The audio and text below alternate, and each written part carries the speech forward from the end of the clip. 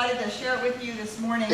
As we are bringing our Path to Possibilities to a close, it seems just totally appropriate to have our Path to Possibility culminate here on Easter Sunday.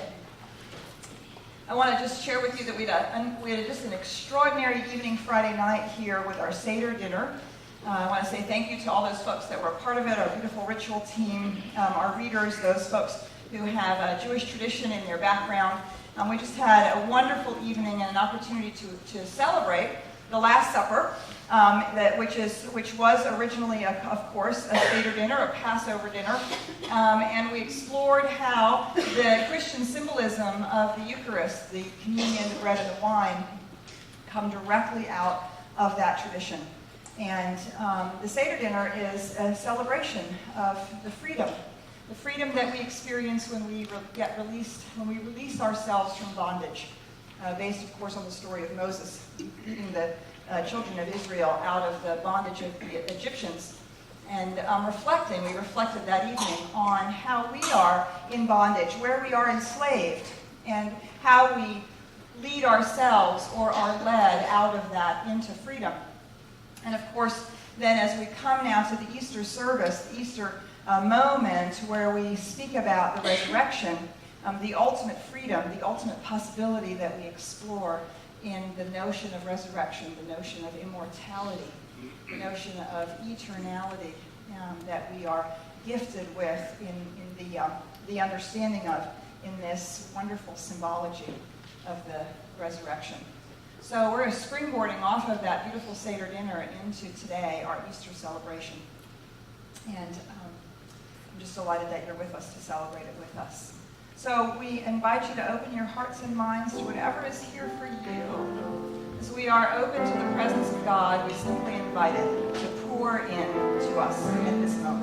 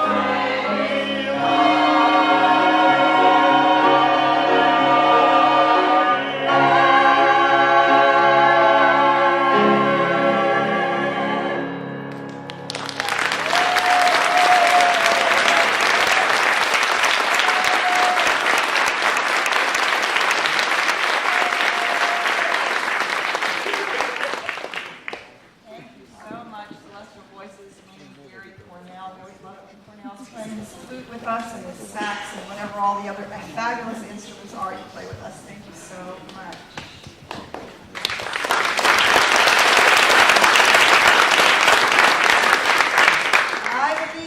I believe. Yes, so that's the question. What do we believe?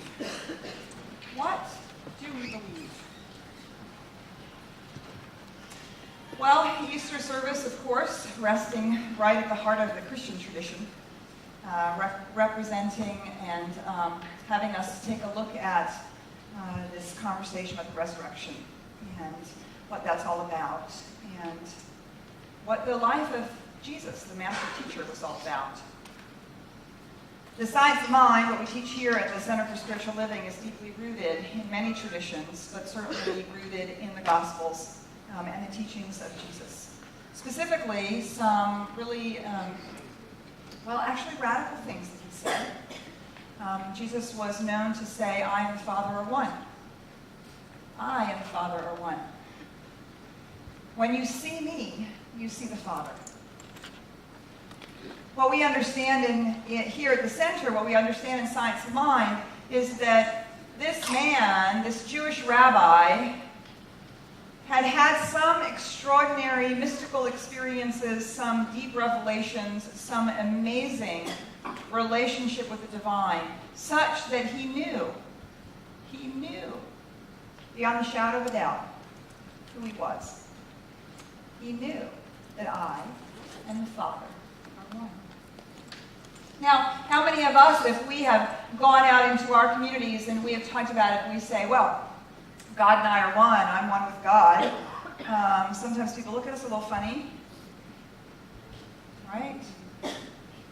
And yet this is the radical teaching of the gospel. I and the Father are one. When you see me, you see the Father. Not when you see this human experience, not when you see the egoic self, but when you see the truth of who I am. The I that I am, the I that I am is that I am that the great mystics talk about. We have from the ancient Hebrew tradition, the I am that I am. Who is this I am that is one with the Father? How is the oneness here? How is it here? If I and the Father are one. Our teaching rests fundamentally, squarely, solely in the very heart of it. It rests on the notion of oneness. Oneness. That there is a wholeness about all of life, all of creation, that is resting in the divine reality, a divine oneness. And so we too say that I'm one with the Father, I'm one with God. We don't believe of Jesus as a great exception to that, but rather as someone who knew that and was able to express it and experience it and evidence it for us. This is what it looks like. This is what one's life unfolds like. This is the kinds of things one does when one knows I and the Father are one. So have you spent time contemplating oneness? I know we talk about it. We read about it in books. We talk about it in our classes, and we say, rolls easily off our tongue, right? Oh yes, I'm one with God. I'm one with God. And yet how many of us in the deep recesses of our brains, of our subconscious mind, or even in the mornings when we look in the mirror at ourselves and we hear that still small voice say, I am one with God, yeah, maybe not so much today. Not feeling it today, not thinking that's so today. And I'm clear that that other person, well, they are definitely not one with God. So what do we mean by these words? They're so amazing, and we have to have more than an intellectual understanding about them. It's not enough to just say, I'm one with God. But to actually begin to grab a hold of this notion of oneness, to move it out of our just intellectual understanding into an embodied, lived experience of oneness. That we're a part of something that is the absolute divine reality, the mystery of life itself. And of course, it's so beautiful that we have this conversation and we speak about it in the springtime, when we see all of life emerging again.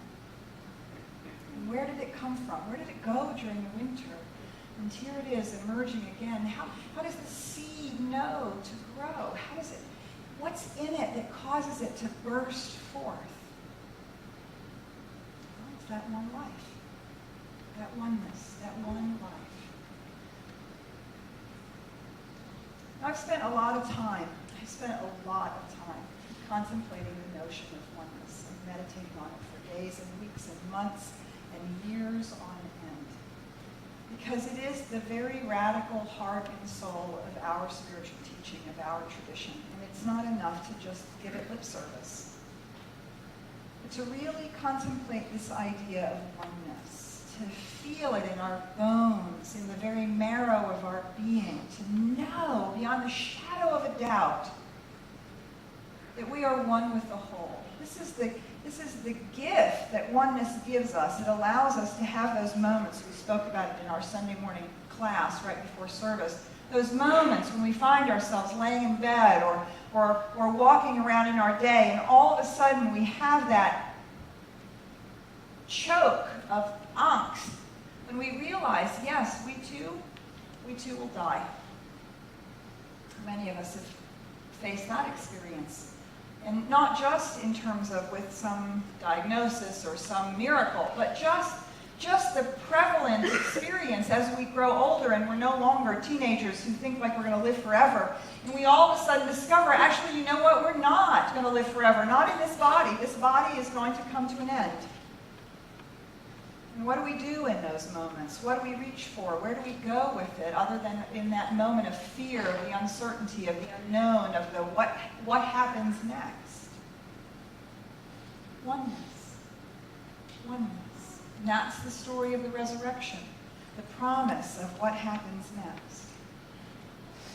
So, what is this oneness? Well, from the same ancient tradition, from the Christian tradition, we have a wonderful metaphor of the tree or the vine.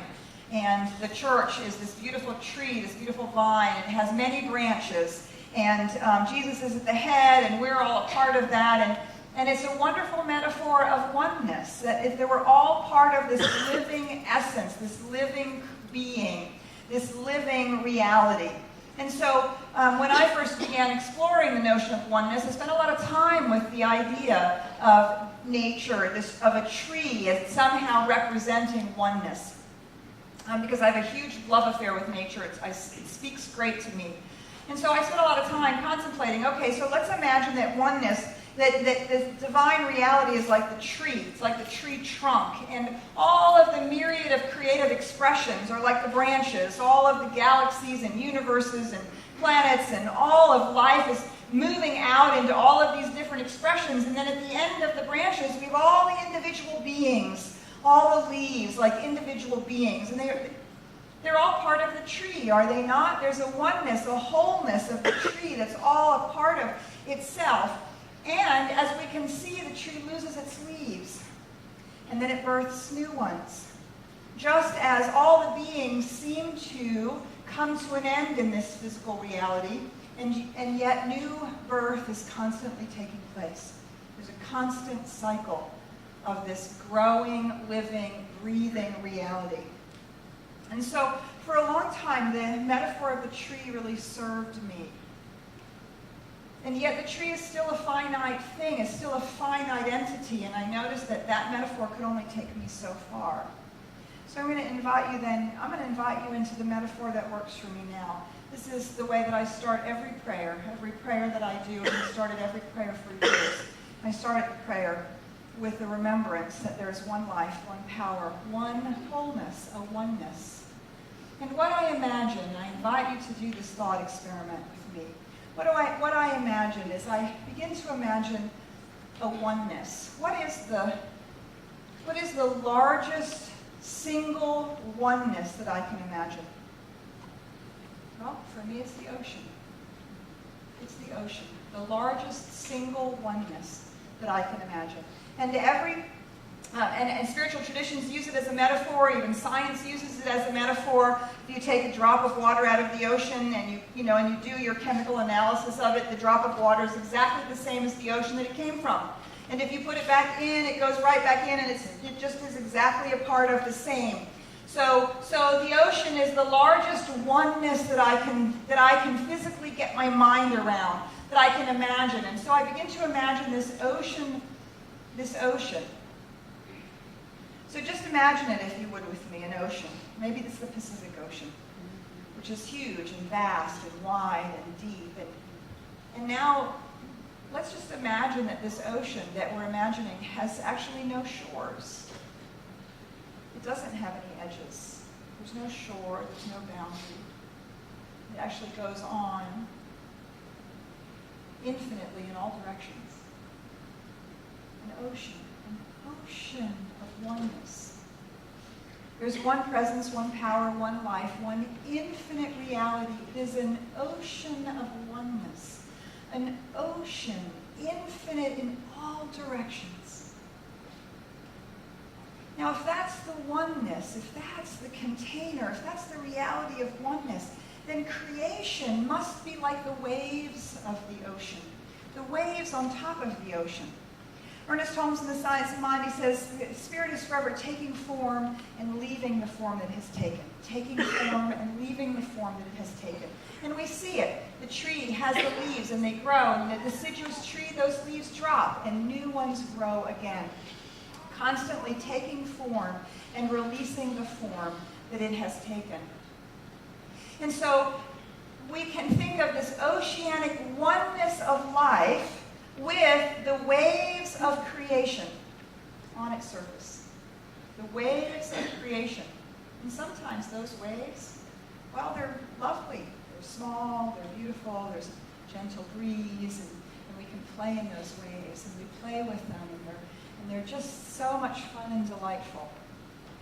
And sometimes the wind kicks up, doesn't it? And the waves get bigger, and the waves get stronger, and they roll across the surface of the ocean, and they can get really huge in a hurricane. And we've actually seen what a tsunami looks like, a massive wave. So here's the continuation of the thought experiment. As we imagine this oceanic oneness, and we imagine the creation is like waves on the surface, where does the ocean stop and the waves start? In substance, where does the ocean stop and the waves start? You can't really define it, can you? Oh yes, you can see the outside, the form, the outer form, the skin. You can see the outer form of the wave. But you can't actually slice it off and say, here's the demarcation. Everything below this is made out of ocean, and everything above this is made out of wave. Can you? The ocean is actually rising into each wave, taking the form of the wave, and then releasing that form. A oneness with creation playing on the surface. And so we recognize that there is only one life, one source, one power in the universe, one infinite reality, one infinite ocean of presence.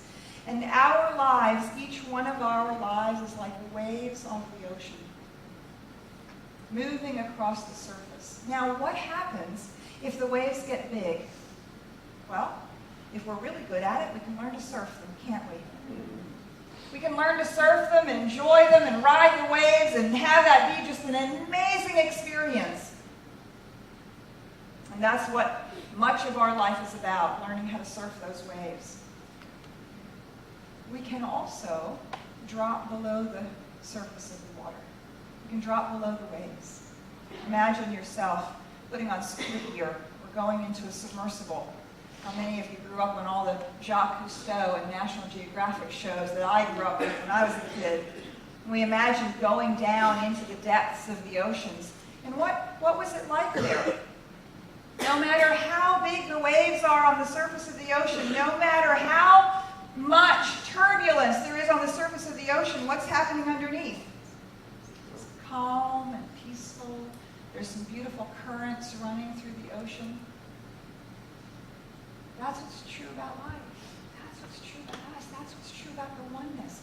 we can at any moment retract our consciousness or sink our consciousness from being seduced by the waves as if the waves were reality. We can at any moment sink beneath that into the oneness and feel ourselves rocked and cradled and gently held in that infinite ocean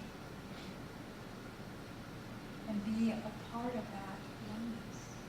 There is one life, one presence, one power, one infinite reality, an ocean of oneness in which each of us, you and I, each of us, we are a part of that wholeness.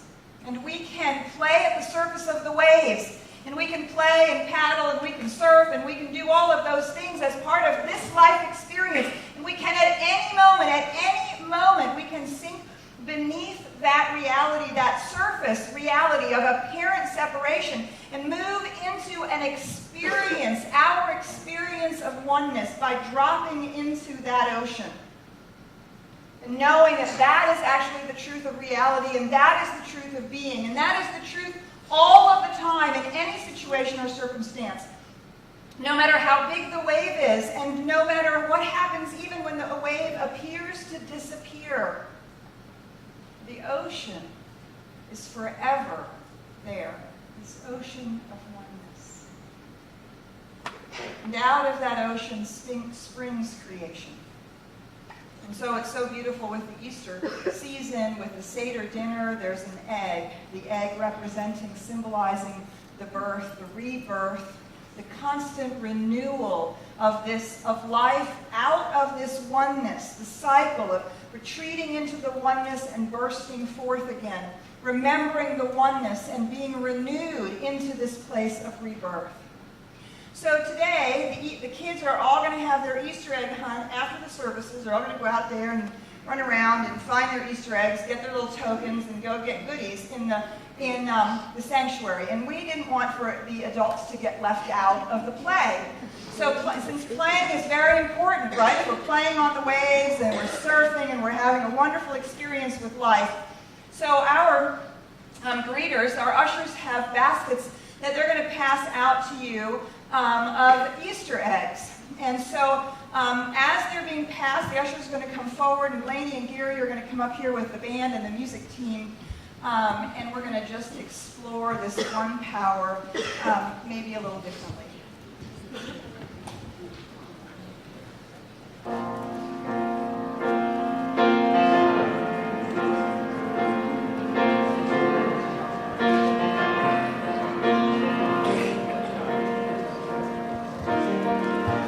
One power.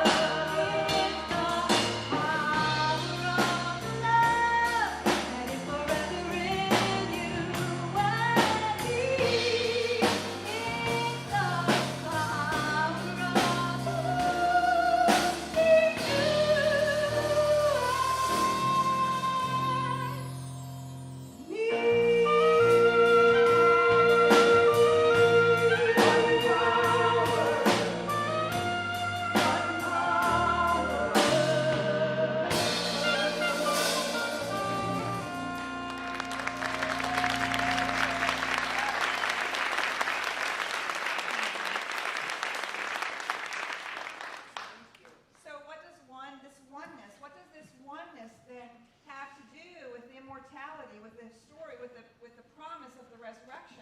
Well, if we know that we're one, if we know that we're one part of this infinite ocean, this infinite reality, you see, we are not just waves on the ocean. We don't just rise and fall. We don't just become ourselves and then disappear again. We are actually the place, you and I, we're the place where consciousness is developing to experience itself, to express itself. You and I are the place where the isness of life, this one oceanic experience of life, is actually coming into individuation, into separation, into each one of us as individual expressions, so that it can experience itself, so that it can express itself. You see, a oneness, in a oneness, there's no other. There's only ising. In oneness, there's only ising. Well, if there's only one, there's no self. There's no experience of self. To experience myself, for there to be experience of self in consciousness, there has to be an experience of other. It's the only way you get a self, is to have a not self. Not self, self. Otherwise, it's just ising. Right? Sure. So the not self, self is critical. The experience of individuation is critical for consciousness to experience itself. This is the only way that the divine has to experience its own reality, is as individualized selves. And that's what the entire evolution of consciousness has been moving toward. All the history of the evolution of the physical created universe that has been the impulsion of consciousness to express itself to such a point where finally the ability to see itself expressing itself emerged. And that is the individual self-consciousness, you and me. Now, if this oneness is eternal, it's a oneness, it's an isness, one of the things we say about it is it's eternal. It's always just ising. Here and now, ising. There's no start, no end, no finish, no beginning, just ising.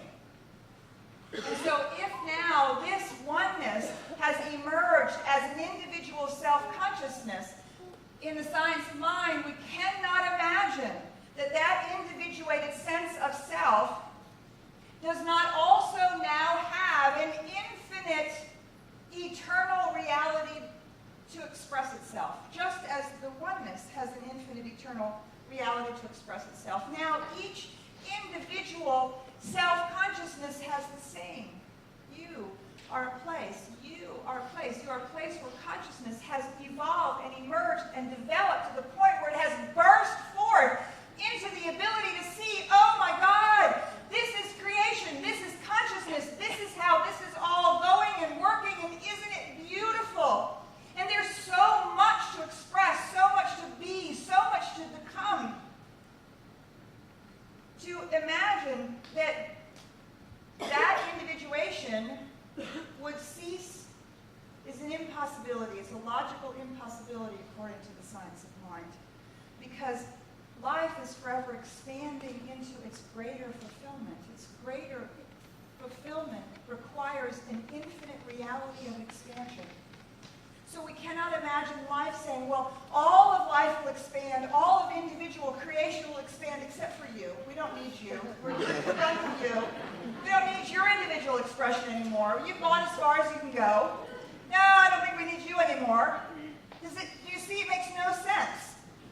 If life is forever infinitely expanding into the greater yet to be its own fulfillment and expression, then that in turn, that's the truth about the macrocosm. That in turn is the truth about each one of us. Because we are part of the oneness, only now self-conscious of it, individuated into the truth of who we are. Bursting into that reality. So now we ask ourselves, what happens in death? We lay this body down. We lay the vehicle down that we use for this self-expression. But the individuated consciousness that has expressed itself as you and as me cannot end. It must continue to flourish, to grow, to expand, to express more of life on and on and on and on into eternity. This is the promise of the resurrection. When Jesus said, I and the Father are one, and when you see me, you see the Father. And he laid this physical body down to show us the spiritual truth of our being, to remind us that death is not an end. It is simply a movement into another form, another place, another way for this consciousness to continue to unfold. That is the promise of the resurrection. And the other piece of that promise is to just think for a minute, think about it for a minute. You're an infinite reality expressing itself, seeking to experience all that it has to experience, to become all that it can be. You have an infinite reality before you. And you've just made a mistake. You didn't do something right. You spoke poorly to somebody you loved. You didn't quite work out the way you thought it would, whatever it is. You see the promise of immortality, the promise of understanding the truth of who we are, is that we can relax into this reality, this knowing that we have eternity. We have eternity. We have eternity to discover all that there is to discover about ourselves, to give all the love that we have to give, to be all that we can be. We have eternity to grow into the spiritual understanding of the truth of who we are, and then we have another eternity to express that. The promise of the resurrection, the promise of immortality is this gift of eternity. The universe, and the universe of time for us to become. So, as is always a good thing when one is wondering how life is going to unfold before us, and deep questions like this, where do we go? We go to the fortune cookie, don't we? What is our fortune today? Well, you don't have a fortune cookie, you have a fortune egg. That's what you have today. You have a fortune egg. So inside your egg, if you like to open it up, you can open it up or open it up now or later. You have a little gift of love. That's the truth of your being. That gift of love represents the truth of your being. And then you have a little fortune to remind you. To remind you of your oneness. To remind you of the truth of your being. To remind you that Spirit is present right where you are. And to remind you that you have eternity to live your life, to unfold it to the fullest, to get everything you have to get, learn everything you have to learn, become everything that you will ever become. And we can then relax into the beauty of life. We can relax into the flowering that is wanting to happen as each one of us. And we are reborn, renewed, rejuvenated as the spring of our lives, over and over and over again. This is the reason why we chose to close the path of possibility on Easter Sunday. Because now you know you are one with the whole. You are immortal, deathless, changeless beings. The I am that you are is the presence of God as you, and you have eternity. Okay, is there any bigger possibility than that? That is the path of possibility each and every one of us is on. That is the path of possibility that we are walking through our journey. And whether it's the journey of this lifetime or the rest of eternity, the possibilities are endless. And we have eternity to experience them, explore them, express them, discover them, be them, share them, give them. That, my friends, that is the heart and the promise of the Easter story, the resurrection. The freedom from the bondage of the limitation where we believe that our separateness keeps us contained and confined. It is actually our experience of separateness that allows us to be the gift that we are to the divine Our very separateness is the gift that we give of self-consciousness to the whole. And your self-consciousness is the precious, unique, and perfect gift that you have to give to the whole. So I want to close with this reading from the Science of Mind. Oh, I do want to remind you we have our cards. This is our last card, so please go ahead and fill out the commitment if you want to walk this commitment path with us this last week. Today I commit to step out in faith on my own path to possibility. I join with my spiritual community in affirming the infinite, immortal reality in which I live. Every day I commit to seeing my life from the vast, eternal perspective of the universe. So if you're interested, you want to make that commitment, you're willing to step out in faith, please sign that, drop it off in the offering basket. The other one has the affirmation for the week. You will have received a list of the names of all the people that have been on this path to possibility with us over these last 6 weeks, and how good it is to know that we haven't been walking alone. So while you are contemplating your commitment and you are signing your card, when you're complete, I just invite you to close your eyes. This is the last section in the Science of Mind text written by Ernest Holmes on immortality.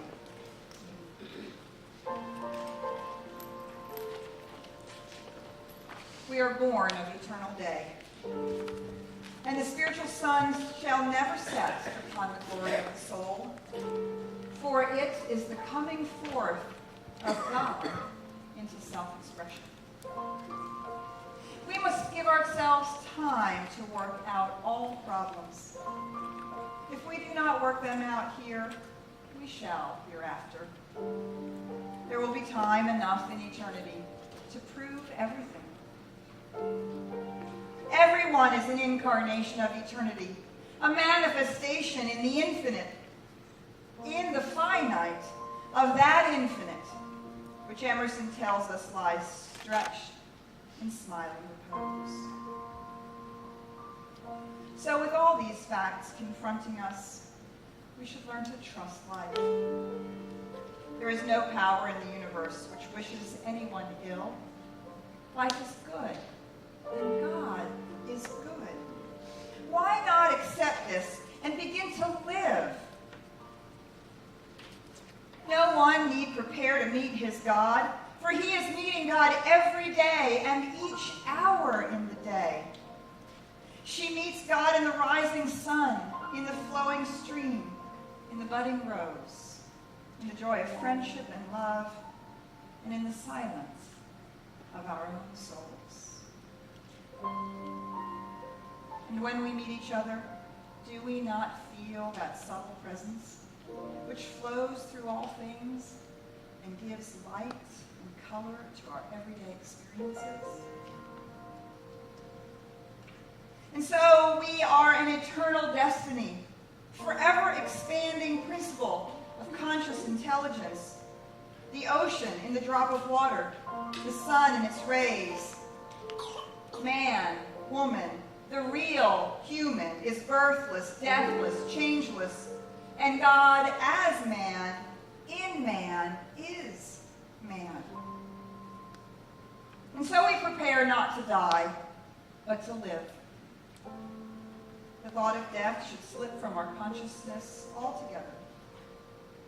And when this great event of the soul takes place, it should be beautiful, sublime, a glorious experience.